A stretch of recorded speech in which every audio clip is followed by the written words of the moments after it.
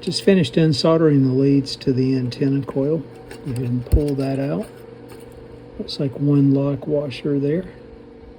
There's the 0.05 microfarad capacitor I failed to replace the first time, and then tucked in there as well is the 100k ohm resistor.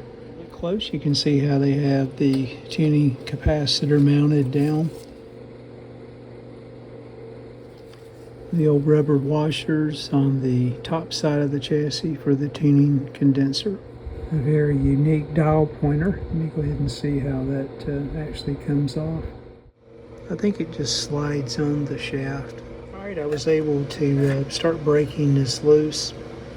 Just used a screwdriver and put some pressure down there, putting a little bit of WD-40 and let that sit there for just a bit.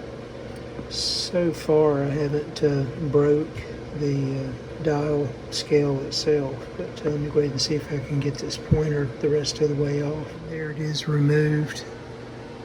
Just a piece of felt behind it.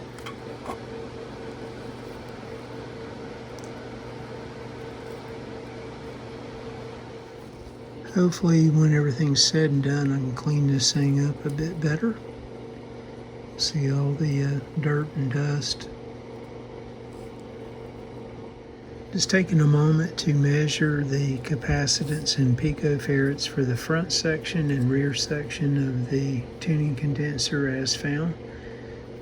I'll go ahead and remove the pieces of mica in here for both sections before I clean it, and just preset everything back. Again, I'm full mesh, and I'm about 413, and the front section was around 424. No big deal. I'll just get it back close, and then when we do the alignment on the receiver, that gets me in the ballpark anyway.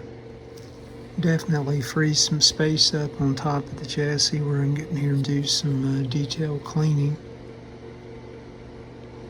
Get some of the years of dirt and dust and who knows what else off. Okay, I did a little spot cleaning on the chassis. I think it's going to clean up well. Again, I'll probably find some rust over here by the transformer. I'll just try to make it look, best I can when I get to that point. So just a little elbow grease as I continued.